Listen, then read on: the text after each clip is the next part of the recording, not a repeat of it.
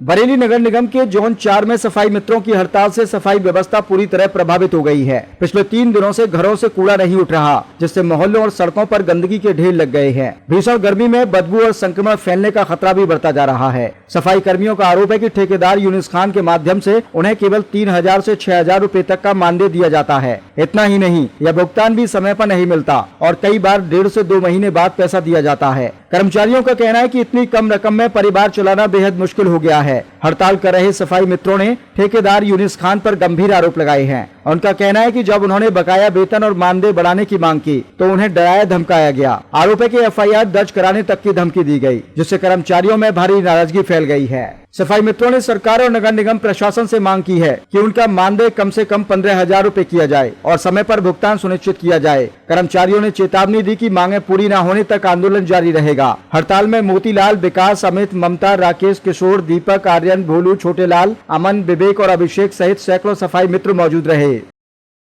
इसीलिए किए, मतलब हड़ताल की चीज जो हम चाहते हैं वो हमारा नहीं है, जो नहीं है वो है। मात्र ये समझ लो जितने भी हैं हम लोग, मतलब जो बाहर से हमारी जो तनख्वाह आ रही है, जो हम की गई है, वो तनख्वाह हमारे लिए मिले और मिलने के बाद में अब 4000 या 5000 या 6000 में गुजारा नहीं हो पाता। ये लोग कितनी कितनी सैलरी देते हैं आपको? जैसे कि मतलब किसी की 4000 है, किसी की 5000 है, वही मतलब 6000। तो क्या लगता है कि 4-5-6 हजार में क्या गुजारा होता है? नहीं होता। तो कभी इसकी शिकायत कभी आपने की आप कैसा क्या? शिकायत तो की है, लेकिन मतलब कोई सुनवाई नहीं है कहीं भी। क्या कहना चाहते हैं? तो यही है, प्रार्थना यही है उनसे कि मतलब जो है ये गरीब लोग जो मेहनत कर रहे हैं इनकी मतलब सुनी जाए। ऐसा नहीं है। डोर टू डोर का स्थिति इसलिए थी क्योंकि 15वें वित्त आयोग में जो हमारा पेमेंट का था, एक्सटेंशन शासन के द्वारा जो फाइनेंशियल ईयर खत्म होता है तो शासन के द्वारा एक्सटेंशन आना है।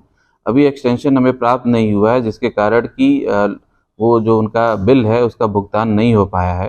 तो 5-6 लोग हैं जो इसमें थोड़ा इशू क्रिएट कर रहे थे, उनसे बातचीत किया जा रहा है कि भाई जैसे ही हमें शासन से एक्सटेंशन आ जाएगा आपके बिल का भुगतान और आपके सैलरी का भुगतान हो जाएगा। तो उसमें कोई इशू नहीं है, वो रिजॉल्व हो जाएगा। क्षेत्र का काम बंद कर दिया जाएगा? बीच में कुछ लोग द्वारा किया गया है, उनको समझाया जा रहा है सुचारू रूप से कि काम चालू रहे, क्योंकि हमें शासन से एक्सटेंशन चाहिए, इसलिए हम लोग उसको शासन से PS सर के माध्यम से अभी 2 दिन पहले जो है रिव्यू भी किया गया था और आश्वासन भी दिया गया कि जल्दी ये एक्सटेंशन जो हम लोग देते हैं। साथ में जो उनको डोर टू डोर से लेना है 50 रुपये, और अलग अलग कैटेगरीज़ के मतलब 20 से 22 कैटेगरीज़ के हैं जो बल्क वेस्ट जनरेटर हैं, जिनके पास होटल्स हैं या बैंक्वेट हॉल्स हैं, उनके लिए अलग अलग रेट हैं। तो उसके हिसाब से जो है यूज़र चार्जेस कलेक्ट किए जाते हैं। अब ये अलग चीज़ है कि उसमें जो वेंडर है जिसको हम लोगों ने किया हुआ है, जैसे डोर टू डोर है, कभी कभी उसमें उनके द्वारा ये किया जाता है जो संबंधित एरिया जिनको वो बीट दी गई है, पता चलता है कि उसके बीट में 200 घर हैं जिसको उसको डेली कूड़ा कलेक्ट करना है। 100 घर कलेक्ट किया, फिर 2 दिन छोड़ दिया, तो जाहिर सी बात है कि उनके द्वारा उस समय जो है पैसा कटौती या फाइन की कार्रवाई की जाती है।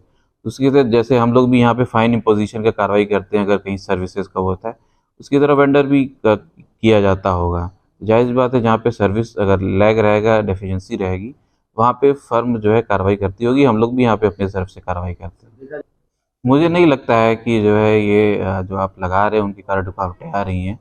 इसमें सभी को देखना है कि भाई बाहर लोग कूड़ा ना फेंकें, और जहाँ पे सर्विसेज दी जा रही हैं वो नियमित रूप से जाके रेगुलर वहाँ पे सर्विस दें। तो सर्विस नहीं दी जा रही है तो यहाँ पे भी कई बार फाइन की कार्रवाई की गई है और आगे भी कार्रवाई होती रहेगी।